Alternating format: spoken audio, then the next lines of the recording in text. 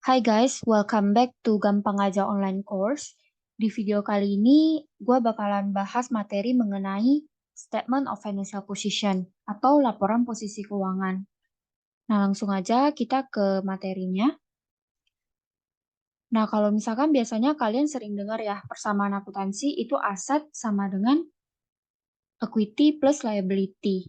Nah, ini adalah persamaan akuntansi yang kalau dibuat laporan keuangannya itu disebut dengan statement of financial position ya.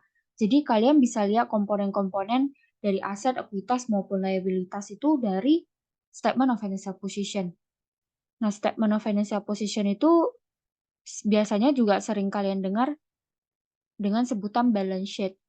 Dan bahasa Indonesianya biasanya kayak kalian sering dengarnya itu laporan posisi keuangan dan neraca. Namun berdasarkan regulasi IFRS ya atau PSAK 1 itu sekarang sudah tidak digunakan lagi ya untuk istilah balance sheet maupun neraca. Jadi sekarang istilah yang digunakan adalah statement of financial position atau bahasa Indonesianya laporan posisi keuangan. Nah, statement of financial position itu apa sih? Statement of financial position adalah bagian dari laporan keuangan ya guys. Jadi financial statement itu kan ada 5 ya. Dan statement of financial position itu adalah salah satu dari kelima financial statement itu. Jadi dia merupakan laporan yang dibuat oleh suatu entitas atau perusahaan yang dihasilkan pada suatu periode akuntansi yang menunjukkan posisi keuangan entitas tersebut pada akhir periode bersangkutan seperti apa. Oke.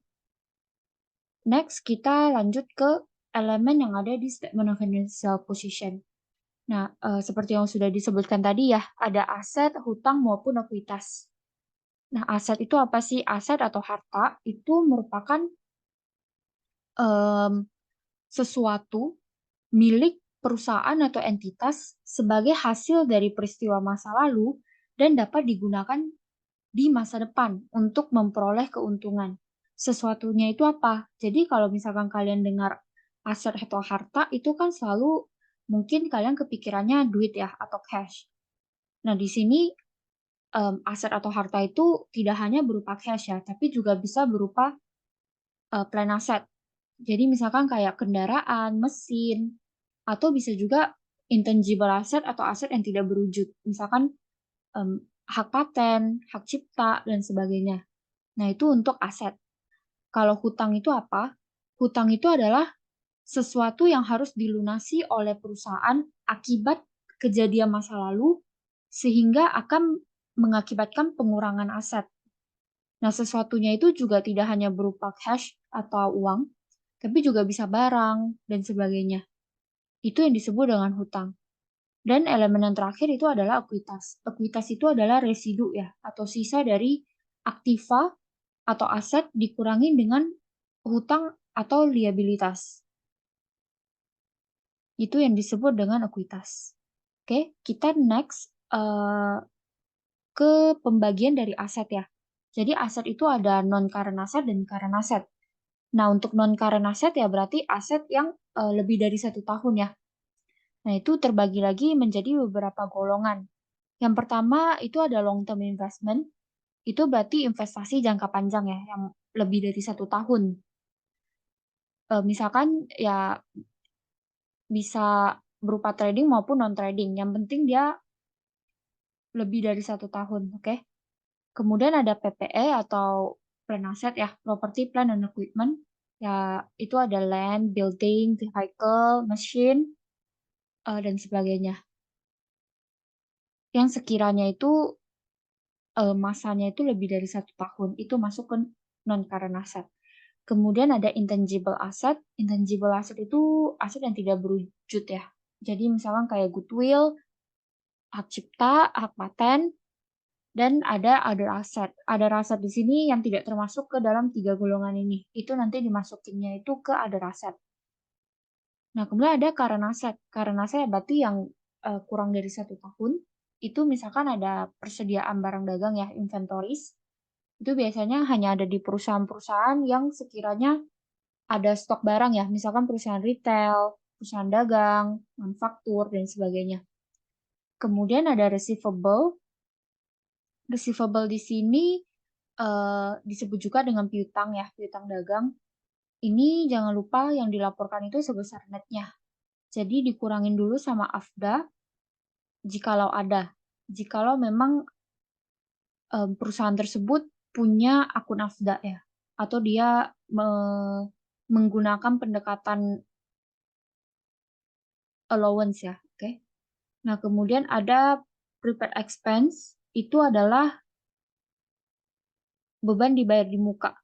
Nah, prepaid expense itu adalah aset, walaupun namanya expense, tapi dia merupakan harta ya guys. Kenapa? Karena dia beban dibayar di muka. Jadi kita bayar duluan di depan, tapi kita belum gunain nih. Jadi misalnya nih, perusahaan A atau company A itu dia sewa gedung untuk 6 bulan ke depan.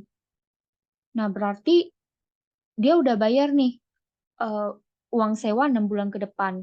Nah, itu kan kita belum gunain ya sampai 6 bulan ke depan. Nah, itu termasuk ke dalam aset yang nama akunnya berarti prepaid rent ya.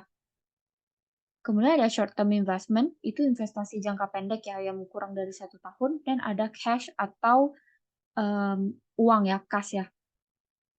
Next itu kita lanjut ke equity. Nah, equity di sini ada beberapa komponen. Yang pertama ada share capital, itu bisa ordinary maupun preference ya. Nah, share capital itu dicatat sebesar lembar yang di-issue atau diterbitkan kali-kali sama par value-nya. Ini untuk share kapitalnya. Kalau share premium, itu kalian catat sebesar selisih antara market value atau harga pasar dengan par value-nya. Nah, selisihnya itu kalian kali sama lembar yang kejual ya. Kalau tadi kan lembar yang di-issue. Kalau share premium itu dikali sama lembar yang kejual. Jadi dia posisinya itu bisa di debit maupun di kredit ya. Kalau di kredit berarti dia untung pada saat dijual. Kalau di debit ya berarti dia loss pada saat dijual. Oke. Karena saldo normal share capital itu adalah di kredit ya.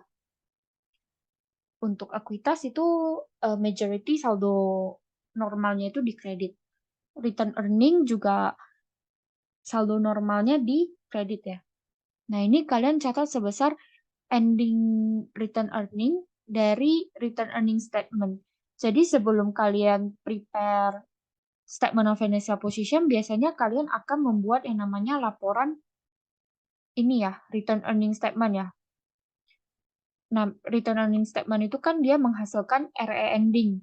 Nah, saldo dari RE ending tersebutlah yang kalian catat di RE yang ada di statement of financial position ya. Kemudian ada accumulated other comprehensive income ya. Nah, ini accumulated OC itu biasanya pasangannya ada di income statement. Jadi, kalian bisa lihat materi mengenai income statement di video yang ada di samping ini ya. Nanti gua cantumin di atas. Kemudian ada treasury share ya. Treasury share itu kalian kurang. Jadi dia ini pengurang ekuitas.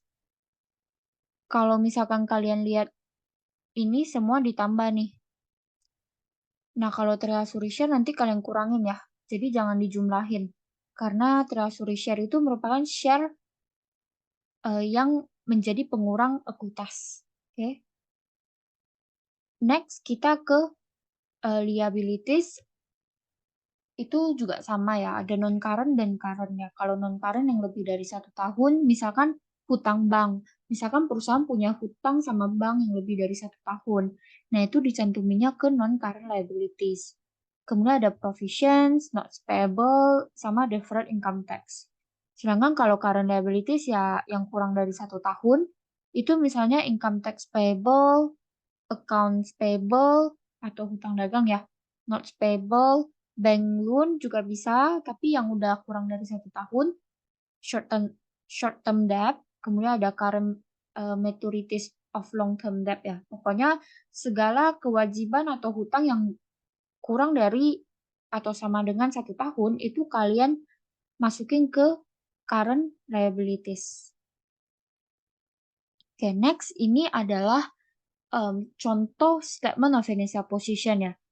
Nah, ini kalau kalian lihat di statement of financial position itu tidak ada for the year ended. Kalau misalkan kalian lihat laporan lain, misalkan income statement ya. Income statement itu kan biasanya di sininya ada for the year ended Desember 31 2000 berapa gitu. Nah, tapi kalau statement of financial position itu tidak mencantumkan for the year ended. Jadi hanya bulan, tanggal, dan tahunnya saja. Oke. Nah, ini urutannya ya. Urutannya itu perlu diperhatikan ya. Kalau misalkan berdasarkan peraturan IFRS, itu pasti aset dulu, lalu ekuitas, lalu baru liabilitas. Dan ketika dia aset dulu, itu yang dicantumin itu non-current-nya dulu, baru current ya. Even ininya juga diperhatiin nih. Urutan dari misalkan current asetnya ya. Nih. Biasanya dia urutin dari yang paling tidak liquid dulu. Sampai ke liquid. Paling liquid itu ya pasti kan uang tunai ya, atau cash. Jadi urutannya itu dia dari yang paling tidak liquid sampai liquid ini. Ini berdasarkan peraturan IFRS. Nah, tergantung lagi di kampus kalian menggunakan regulasi apa. Tapi untuk video-video yang gue jelasin, di video sekarang maupun yang sebelum-sebelumnya, itu selalu rely on IFRS regulation ya. Jadi bakalan selalu kalian lihat itu contoh-contoh cases atau laporan keuangan yang menggunakan akun-akun bahasa Inggris dan menggunakan statement dan regulation dari IFRS ya. Nah, kemudian perlu kalian perhatiin juga, kalau kalian bingung nih, angka-angka yang dimasukin ke statement of financial position itu angka-angka dari mana aja sih? Angka-angka yang di-put di statement of financial position itu adalah angka-angka on hand. Nah, jadi harta kalian. Misalkan nih, ada inventory. Company A ada inventory sebesar 100.000 misalkan. Nah, 100.000 tapi sampai akhir tahun itu hanya tersisa 60.000, udah kejual 40.000 misalkan. Nah, berarti yang kalian cantumin di statement of financial position itu adalah sebesar sisanya 60.000, bukan 40.000. Karena 40.000 itu sudah kejual ya guys. Jadi sisa hartanya itu kan cuma 60.000. Nah, oleh karena itu yang kita put di laporan posisi keuangan adalah sebesar 60.000-nya, bukan 40.000-nya ya. Thank you so much for watching this video. Semoga kalian ngerti ya sama penjelasan yang udah dibawain. Dan jangan lupa subscribe channel Gampang Aja karena bakalan banyak materi-materi yang bisa kalian pelajarin.